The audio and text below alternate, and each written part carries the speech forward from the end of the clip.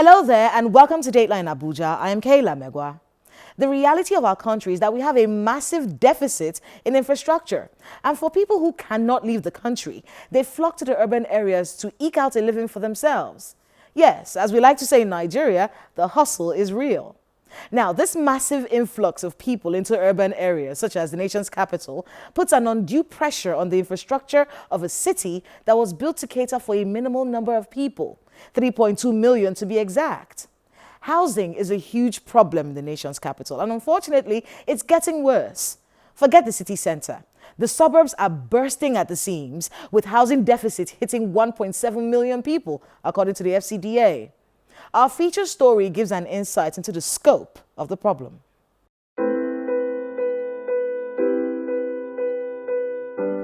On December the 12th, 1991, Abuja officially replaced Lagos as the Federal Capital Territory of Nigeria after 15 years of design and construction. The decision to make Abuja the nation's capital was premised on several challenges associated with Lagos, including traffic congestion and overstressed infrastructure.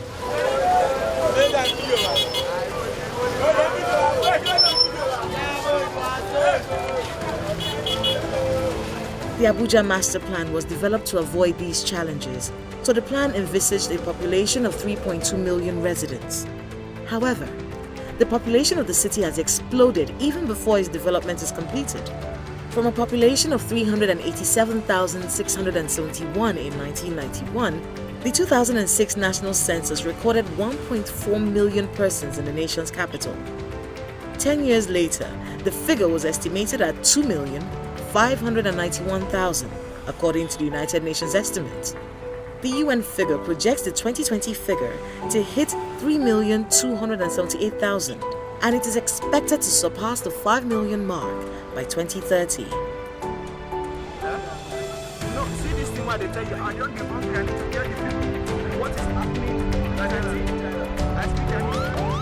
Abuja has witnessed a massive influx of people due to social, economic and political factors, with less than 50% of the planned development yet to be achieved. Aside from the initial massive transfer of civil servants from Lagos to Abuja, the influx is largely due to migration. Some of the reasons for the migration include federal appointments like ministers and heads of government agencies, elections of federal lawmakers, relocation of federal agencies and embassies, the influx of private entrepreneurs to render services to the government, huge number of unemployed Nigerians searching for greener pastures, and the influx of displaced victims of violent clashes.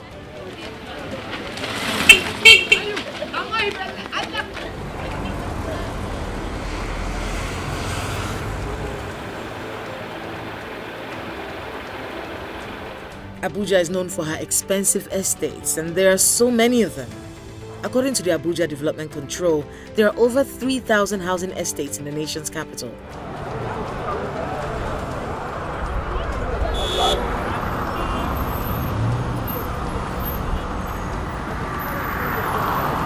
Every morning, civil servants from middle-level cadre and below, alongside their counterparts in the private sector, struggle through traffic to get to work.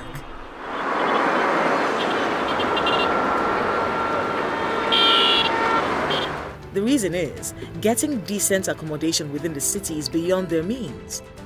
Many of the workers resort to satellite towns like Kubwa, Gwagwalada, Maraba, Kuje, Karu, Lugbe, Nyanya, Kado, and others. The distance between these towns and the main city where the workers report for work ranges from 20 to 70 kilometers. Where developer real estate people are building houses that are not within the range of people that really need the house. The guys that need, the Nigerians that need the houses are looking for houses within 5 million below. With the situation of the economy, who will get 10 million? I saw one place where they're putting one bedroom for 10 million. Who will live in one bedroom? What category of Nigeria will live in one bedroom? It's a guy who has not married. A guy who has not married, you want him to drop 10 million naira. Okay, what is the mortgage is he going to take? Where is the mortgage? There's nothing like that. Most of the problem you are seeing is rooted in decent housing. A man who is going to hospital every day. If you have been living in a good environment, will you not be going to hospital? There's a correlation between housing and productivity. After I slept very well in a beautiful air condition, and you slept under the bridge, Let us see who will perform better. How we do better than you. Let us see who will be talking like area person. It is you, not me. Who let us see who will be going to the hospital. It is you, not me. So that is the area government need to get right. Housing is a tool for economic development. Housing is a tool for empowerment. On every side you go, you see a bricklayer. On the side you go, you see a carpenter. On the side you see a welder. On the side you see architect. On the side you go, you see quality surveyor. On the side you go, you see an engineer. This is the multiplier effect we are talking about. Stanley Michael has just gained employment into the Federal Civil Service, and he wants to get a decent accommodation in a serene area. But his monthly take-home pay is 68,000 naira. The options available to him shows that a one-bedroom apartment, otherwise known as room and parlor within the city center like Wuse 2, will cost him between 1 million and 1.5 million naira. It's even more in places like Maitama and Asokoro. The same apartment will go between 200,000 and 400,000 naira in satellite towns like Karu and Kubwa. You look at the difficulty it poses to these people who cannot get adequate, affordable housing. It's huge. A lot of people you see walking in Abuja every day, they don't sleep inside Abuja. And so in the morning, when you go to the entry routes into Abuja, you see traffic gridlocks. These problems definitely needs to be addressed because it's a big problem. And then it's rising. It's not reducing. And everybody has just been talking about it. Nobody really seems to be doing anything. For us to do something, we have to ask the question why. The high purchase prices of those houses versus the low purchasing power of those civil servants is one of those reasons. The high rent versus low earning is one of those reasons. If people don't have the money, they can't pay for those things. Just look at this example. Somebody has just finished NYSC in Yobe, and then he got a job in Abuja. Let's say 100,000 naira per month is his salary. And then he got a self-contained in Abuja Metropolis. And for 400,000 naira per annum, he feels that's just 40% of my earnings. I can pay. I'm not married. I can pay. But you know what? At the end of the day, he finds himself in a one-man village where he can pay maybe 80,000 naira. You know why? Because the man who owns the self-contained bedroom wants the money to be paid in bulk, 400,000 naira at once. But the guy doesn't mind paying in arrears 40,000 naira at the end of the month every time he receives his salary. But nobody is going to do that for him. And you know why? Because our rental laws does not support that. According to the Federal Capital Territory Administration, the housing deficit for the nation's capital hovers around 1.7 million. Slums and communal living are a common sight in the nation's capital. Government needs to first do a needs analysis, a needs assessment to say, look, who are the civil servants who need houses? What kind of houses do they need? What are their income brackets? What can they afford? Then now work with FCTA to say, for the next set of mass development we would have for the housing sector, it must meet this criteria. If it can't meet it, we will keep our lands and hope to find people who can follow us through. But if we don't have that needs assessment, we can't tell who needs a house and what that person can afford as in terms of what in payment and rent. So we keep giving out mass housing land that are not used to build mass housing, because you can't call duplexes mass housing. No. It's up class, it's upper class, it's not, it can never be classified as mass housing. So government needs to first have a data to specify who are those who need houses, how can they, what kind of houses do they need, and who can help them to provide such houses. It may not really look like a fantastic business idea to build a one-bedroom flat, but that is what people can easily afford. And there are still land within the FCT where we can put up such, because then an average civil servant who has to do 2-hour traffic from Masaka to Abuja gets to office by 10 or thereabout, and has to be planning on leaving office before 4 to avoid the traffic. It's a big burden to Nigeria as a country, because he or she will be less productive at work. So we need to be able to address this challenge so that our civil service can grow. Because those who are hurt more with this housing challenge are the civil servants, because they have a time frame they must be at work, and the time frame they can't leave work at. And by the time they go home tired, they come back tired the next day, their productivity is at very low ebb. So government, for that purpose alone, government should begin to revisit the mass housing policy in the FCT. The policy is on saying we are giving lands for mass housing. But there is no policy saying we have maybe 5,000 civil servants who need 1-bedroom flat, 2-bedroom flat. And because of that, we are giving lands to people who build what they need. We don't have that bit of the policy. If you have it in Kuje is still not bad for a mass housing to happen. But then you need to also balance the development. If you are going to say, let's build, say, 1,000 mass housing in Kuje, you need to also take into consideration the fact that you are going to create 1,000 more additional residents in Kuje there. So what stress will it bring on the infrastructure, road, water, electricity, and the rest? So we need to balance all of that. That's why I said the policy needs to be holistic. You don't just say, let's build more houses, but then what is the road structure like? What is road infrastructure like? I'm sure up until where we had the federal capital in Abuja here, the traffic from Maraba to Abuja was not as bad as it is today, but because we have moved civil servants down that road, it has built traffic into it. So we need to balance the need to create mass housing with the need to also create enabling infrastructure that would host those who are coming in to occupy the mass housing.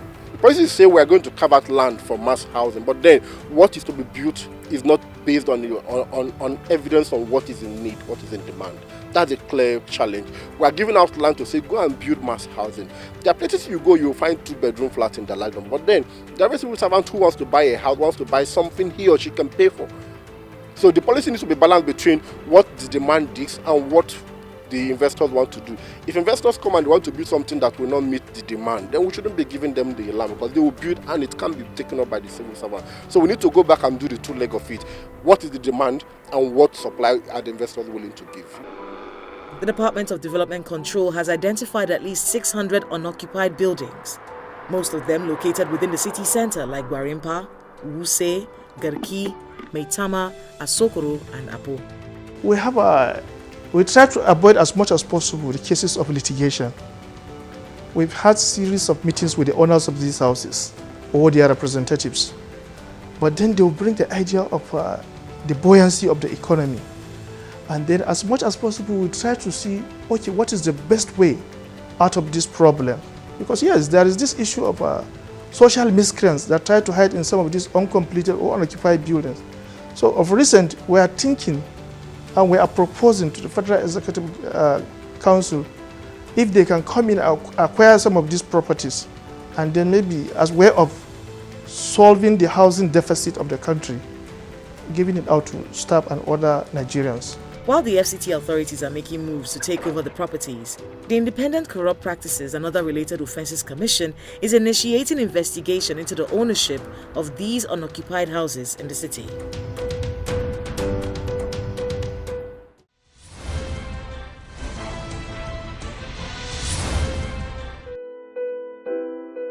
Abuja's cityscape is defined by hills and rocks. If you come to Abuja, you need to see a monolith created by water erosion. It has a size of about 400 meters. People call it Aso Rock. Some important places spanning on the southern area of the rock include the Supreme Court, National Assembly, and the State House. Another rock is Zuma Rock. It's located in Niger on the northern border of the Federal Capital Territory. It has a size of 729 meters. The city experiences 3 distinct seasons: the warm season, the rainy season, and the extremely hot or dry season. The average temperature is 29.1 degrees Celsius. Thanks for staying with us. You may be thinking, the FCT has so much land. Why doesn't the government explore mass housing projects? The truth is, there have been many attempts at mass housing in the nation's capital, but many of them have not seen the light of day. And there's a strange phenomenon in the FCT: empty estates. Massive, fully built estates, all empty. Some occupied by security guards. What's really going on? This week, we speak to Mr. Lawa Almagaji, the Managing Director of the Abuja Property Development Company. He walks us through the very murky waters of housing in the nation's capital.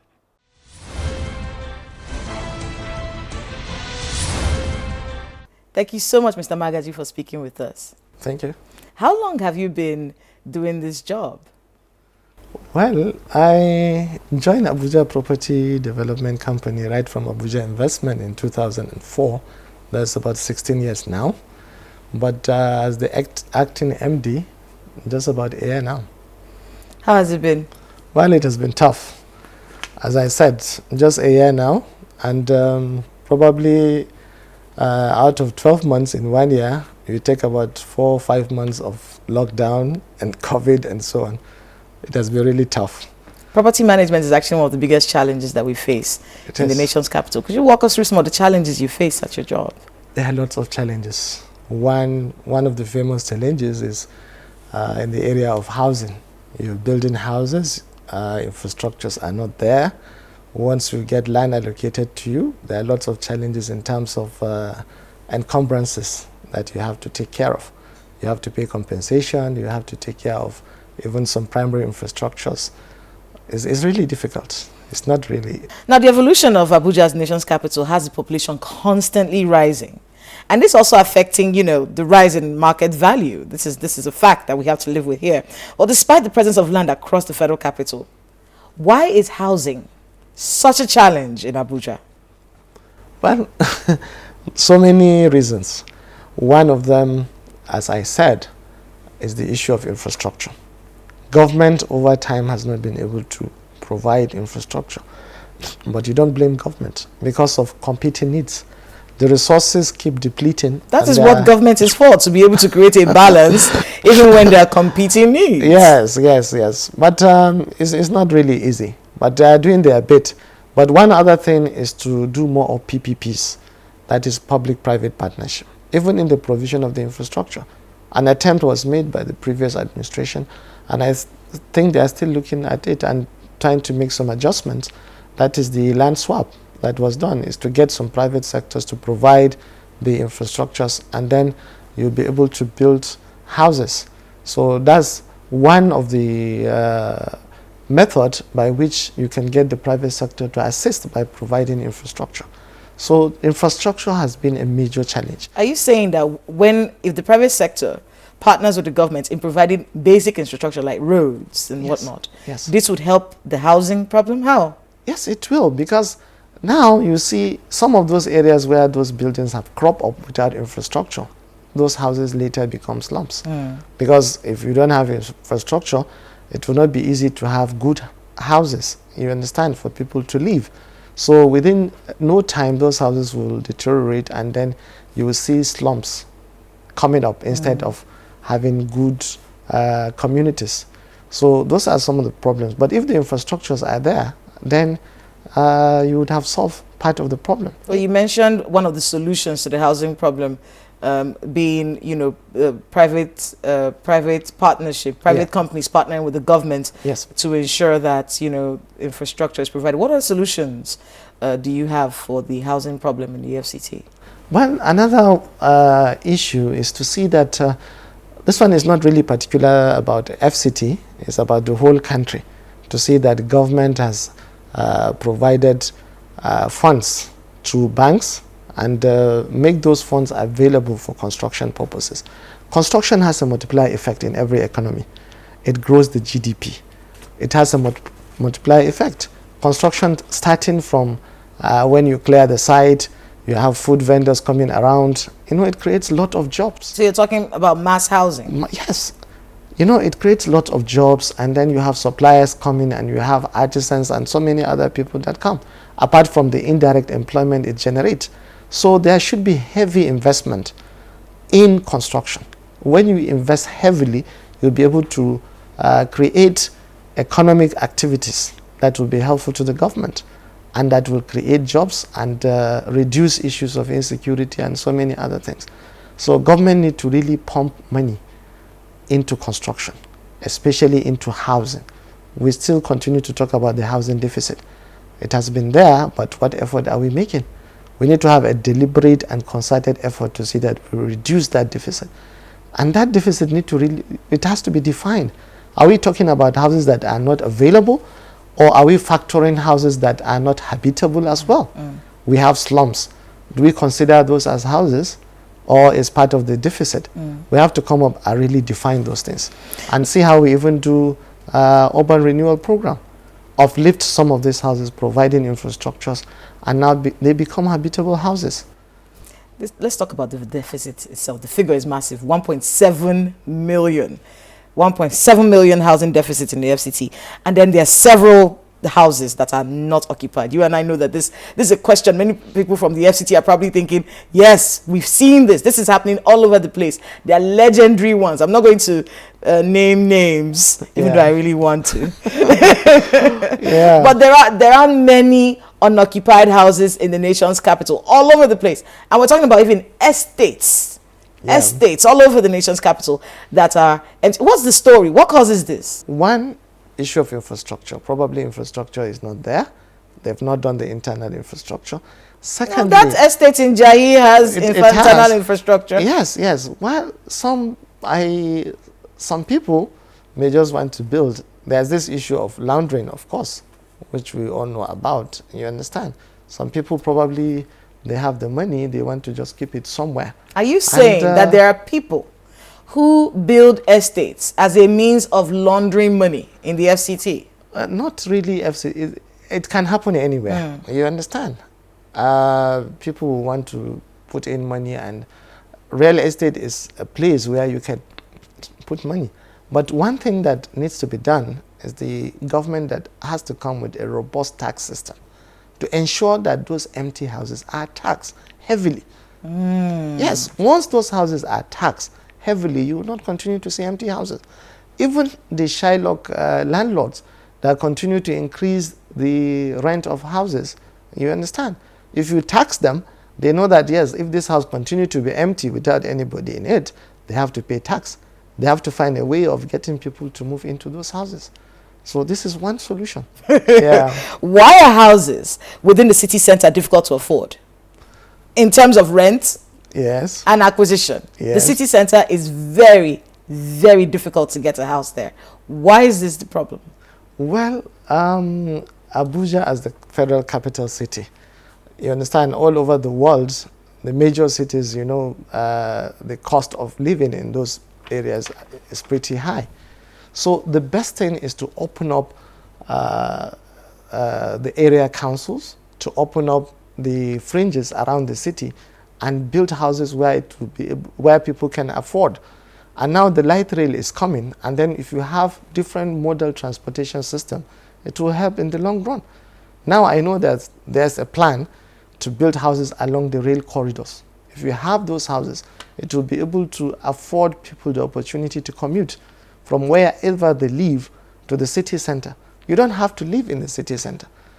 Everywhere in the world, living in places like this costs a fortune. Thank you so much for speaking with us, and good luck with the work that you do. Thank you very much. Thank you.